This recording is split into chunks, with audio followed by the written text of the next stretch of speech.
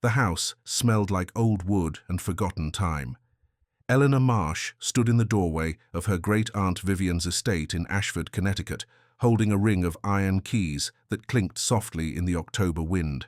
She had driven 6 hours from Boston, taken 2 wrong turns on unmarked country roads, and eaten nothing but a gas station granola bar since breakfast.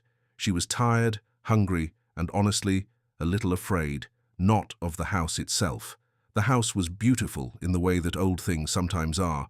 Tall white columns, ivy creeping up the eastern wall, windows fogged with age, but still catching the last of the afternoon light.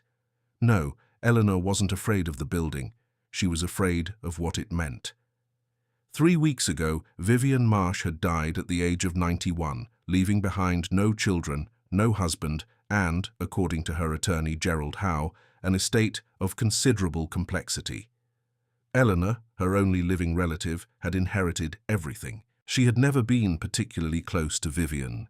They had exchanged Christmas cards, the occasional birthday phone call. Eleanor remembered visiting once as a child, around age 7 or 8, and being given warm shortbread cookies and shown through rooms full of tall furniture and heavy curtains. She remembered the smell, cedar and something floral, maybe lavender, maybe roses. She remembered feeling small, and she remembered the picture. Even now, stepping through the front door into the dim foyer, her eyes went straight to it, as if some part of her memory had never let it go. It hung at the top of the main staircase, framed in dark walnut, roughly 2 feet wide and 3 feet tall. A portrait of a woman in late Victorian dress. Pale blue gown with a high collar, dark hair pinned elaborately, one gloved hand resting on the arm of a carved chair. The woman's expression was composed, almost serene, but her eyes, painted in shades of deep amber and shadow, seemed to hold something back, something private. Eleanor had stared at that painting as a child for nearly 10 minutes before her great-aunt gently steered her away. "Who is she?" Eleanor had asked. "Someone important," Vivian had said, and offered no more. Now, 30 years later, Eleanor set her bag down on the dusty foyer floor and looked up at the painting again. The woman looked back. Gerald Howe arrived the next morning, punctual to the minute, with a leather briefcase and the particular kind of practiced sympathy that estate attorneys develop over years of delivering news to grieving families. "She left everything in good order," he said, setting papers across the kitchen table. "The property, the contents, a modest investment account. There is, however, one specific instruction she left regarding the estate." Eleanor looked up from her coffee. "What instruction?" Gerald opened a sealed envelope and slid a single handwritten letter across the table. The handwriting was unmistakably old, slanted, elegant, with loops on the capitals that no one under 60 wrote anymore. "Eleanor, by the time you read this, I will have kept the secret long enough. The truth is in the picture. It has always been in the picture. 100 years it has waited. I am sorry I did not tell you sooner, but some things must be found, not given. Look at what no one looks at. All my love, Vivian." Eleanor read it twice. Then she looked at Gerald. "That's all she left? No explanation?" "That is the entirety of the relevant communication," he said, with the careful neutrality of a man who had learned not to speculate. Eleanor folded the letter and put it in her pocket. She climbed the stairs and stood in front of the painting. Look at what no one looks at. She looked. Her name, according to a small brass plate fixed to the bottom of the frame, was Margaret Eloise Hartwell, 1871–1944. Eleanor photographed the plate with her phone and spent the evening at Vivian's kitchen table with a laptop and a cup of tea, searching for Margaret Hartwell. There was not much, a brief mention in a 1912 Connecticut social register. A marriage announcement, Miss Margaret Eloise Cross to Mr. Frederick James Hartwell, in a New Haven newspaper from 1893. A death notice from 1944, just 3 lines. No children listed, no notable achievements, no photographs in any archive she could find.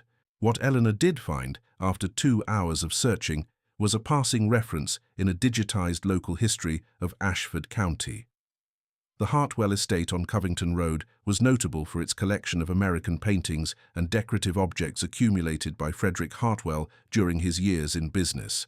Upon his death in 1921, the estate passed to his wife Margaret, who resided there until her death in 1944, after which the property was acquired by Miss Vivienne Marsh. Eleanor sat back. Vivienne had bought Margaret Hartwell's house and kept Margaret Hartwell's portrait hanging at the top of the stairs. For over 70 years, she looked at the letter again. 100 years it has waited. The painting, if Margaret had sat for it sometime in the 1890s or early 1900s, would be close to 100 years old now, perhaps more. Eleanor went back upstairs with a flashlight and stood in front of the portrait for a long time.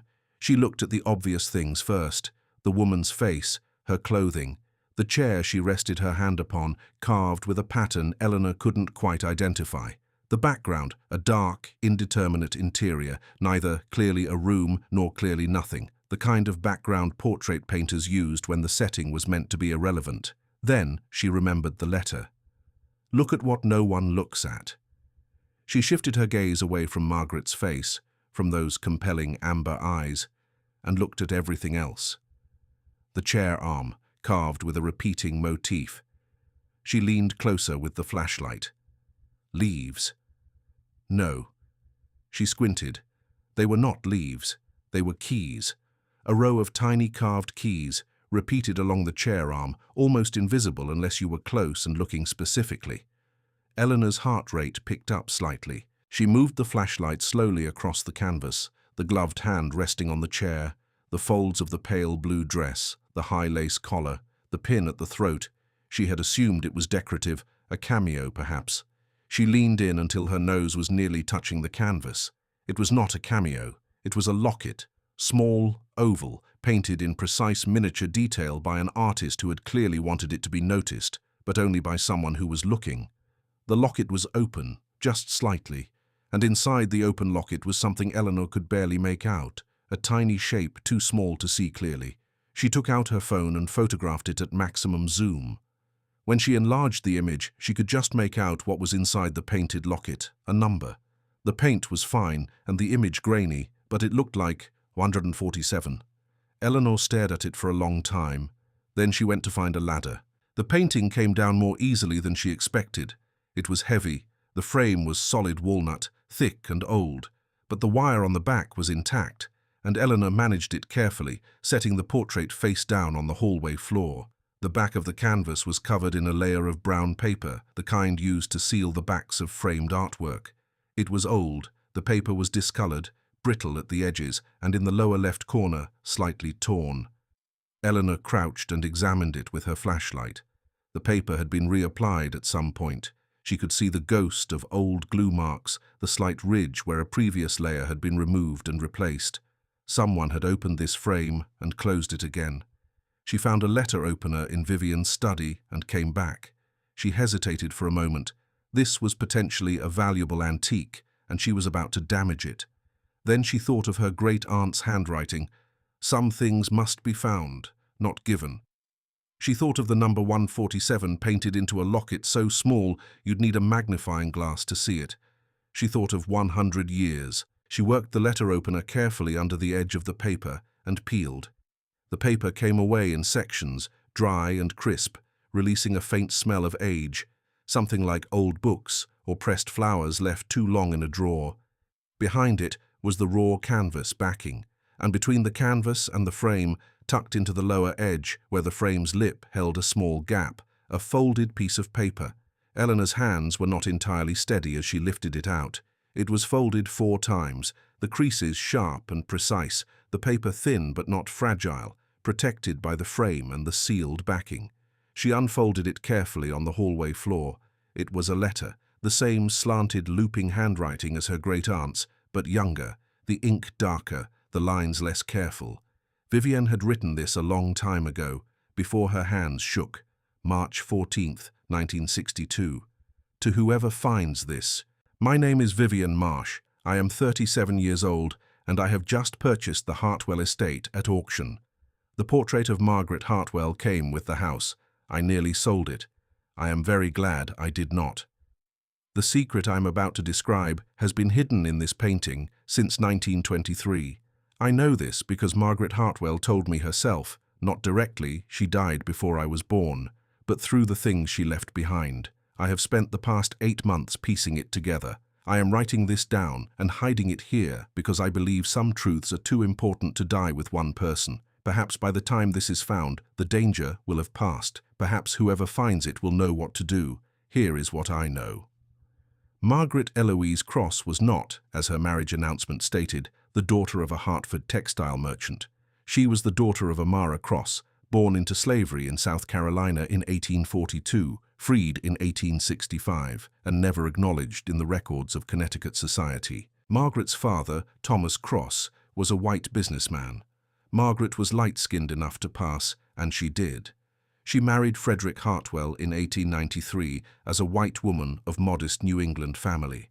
She lived that identity for 50 years, but she did not destroy what she came from. Margaret kept records, letters from her mother, Amara, documents, a photograph of Amara Cross. These records were extraordinarily dangerous to a woman who had built her life on a different story. She could not keep them openly. She could not destroy them. So she hid them. The number painted into the locket, 147, is a house number. 147, Clement Street, New Haven, Connecticut. In 1923, a woman named Ida Reeves lived there. Ida Reeves was the granddaughter of one of Amara's sisters, Margaret's only living blood relative who knew the truth. Margaret sent the records to Ida before she died. She painted the address into the portrait as a message to anyone who looked closely enough, who cared enough to look.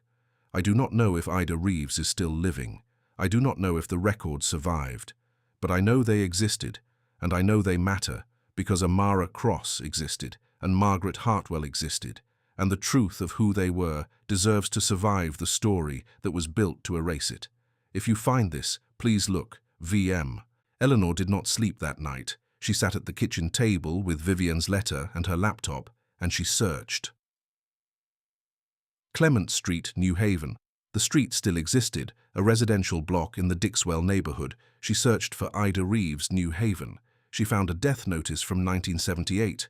Ida May Reeves, age 84, survived by one daughter, Carol Reeves, Washington. She searched for Carol Reeves, Washington. An obituary from 2019. Survived by 2 children, James Washington of Hartford and Diane Washington of New Haven. Eleanor stared at the name Diane Washington. Then she closed her laptop and went to look at the painting one more time. Margaret Hartwell looked back at her from the floor, serene and composed, the locket at her throat holding its small painted secret. 100 years it has waited. It took Eleanor 3 days to find a contact number for Diane Washington and another 2 days of nerve before she called. The phone rang 4 times. Then a woman answered.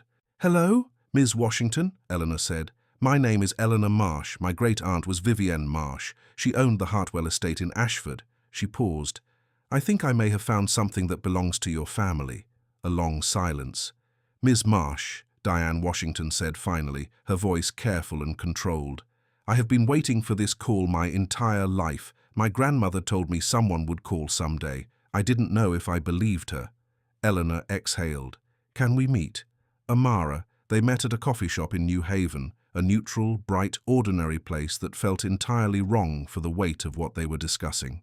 Diane Washington was in her late 60s, with close-cropped silver hair and a bearing that reminded Eleanor of Vivian, that particular composure of women who have carried large things quietly for a long time. She brought a box. It was a shoe box, modern, a replacement for something older, but inside, wrapped in acid-free tissue paper, were the things that Margaret Hartwell had sent to Ida Reeves in 1923. Letters, 12 of them, written in a rounded, laboured hand, the writing of someone who had taught herself. Each one signed, "Your loving mother, Amara," a folded document, a Freedmen's Bureau registration paper from 1866, recording the name, age, and previous location of one Amara Cross, formerly enslaved, and the photograph. It was a carte de visite, the small portrait format popular in the 1870s, mounted on cardboard. A woman in a plain dark dress, seated very straight, hands folded in her lap. Her face was direct, dignified, and entirely unafraid of the camera. On the back, in faded pencil, Amara Cross, Columbia SC, 1871. Eleanor looked at the photograph for a long time. Then she looked up at Diane.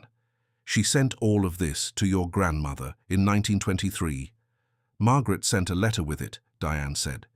She said she couldn't keep them anymore. She was getting old. She said she had lived her whole life as someone else, and she was sorry. She said she couldn't take back the lie, but she could make sure Amara wasn't lost. Eleanor was quiet for a moment. What did your grandmother do with them? Kept them. Told her daughter. Her daughter told me. Diane's voice was even, but something moved behind it. We always knew there was a white cousin somewhere, a woman who had made a choice. We didn't know her name for a long time. She paused. My grandmother was not angry. She said Margaret had been afraid, and that afraid people do what afraid people do. She said what mattered was that Margaret didn't throw Amara away. Eleanor looked down at the photograph again, at Amara Cross's hands folded carefully in her lap, at her direct, quiet gaze. I want to find out more about her, Eleanor said. About Amara. If you'd be willing, I'd like to help. Research, archives, whatever it takes. She hesitated. She deserves to be more than a footnote. Diane Washington looked at her for a long moment. My grandmother would have liked you, she said finally. She liked people who meant what they said. She reached across the table and placed her hand briefly on top of Eleanor's. Let's find her. Over the next 8 months, Eleanor and Diane worked together. It was slow, painstaking work, the work of recovering a life that history had been arranged to erase. But they found things. They found Amara Cross in the 1870 census, listed as a domestic worker in Columbia, South Carolina. They found her again in 1880 in New Haven, living on the same block where Thomas Cross had his business, listed as housekeeper, her relationship to the household deliberately unspecified in the way such relationships always were, in those records, in that era. They found a church baptismal record for one Margaret Cross, 1871, with Amara listed as mother and no father recorded. They found Amara's death record, 1904, New Haven, cause of death listed as inflammation of the lungs. She had died before Margaret's marriage had fully erased her. And they found, in the archives of a South Carolina Historical Society, the records of a plantation in Lexington County, where a woman named Amara, age approximately 20, was listed in an 1862 inventory, listed as property. Eleanor sat in the archive reading room with that document in front of her for a long time. The archivist had given her white cotton gloves to wear. The paper was thin, water-damaged at one edge. The handwriting was neat, businesslike. She thought about Amara teaching herself to write, laboring over letters to a daughter who was building a life on a different story, trusting that the story of her existence, the fact of her personhood, mattered enough to preserve. She thought about Margaret, old and alone in that house in Ashford, painting a number into a locket the size of her thumbnail, trusting that someone would look closely enough to find it. She thought about Vivian, 37 years old, newly in possession of a house and a painting and a secret, writing a letter and tucking it behind a canvas, trusting that someone would eventually peel back the paper. 3 women, 3 acts of preservation, across 100 years, the truth passed forward in whispers, in paint, in folded letters, in a shoebox handed from grandmother to daughter to daughter. Epilogue: What was found? The portrait of Margaret Hartwell was restored by a conservator in Boston and donated, with Diane Washington's full participation, to the Connecticut African American History Museum, where it hangs today with an expanded label. The label reads, Portrait of Margaret Eloise Hartwell, née Cross, c. 1895-1900, unknown artist, oil on canvas. Margaret Hartwell, 1871–1944, was born in New Haven, Connecticut, to Amara Cross, c. 1842–1904, a formerly enslaved woman from South Carolina who came north after emancipation.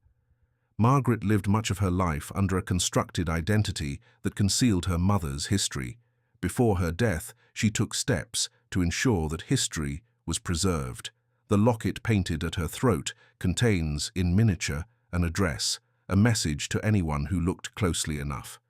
The portrait hung for over 70 years in a private home before its secret was discovered in 2024.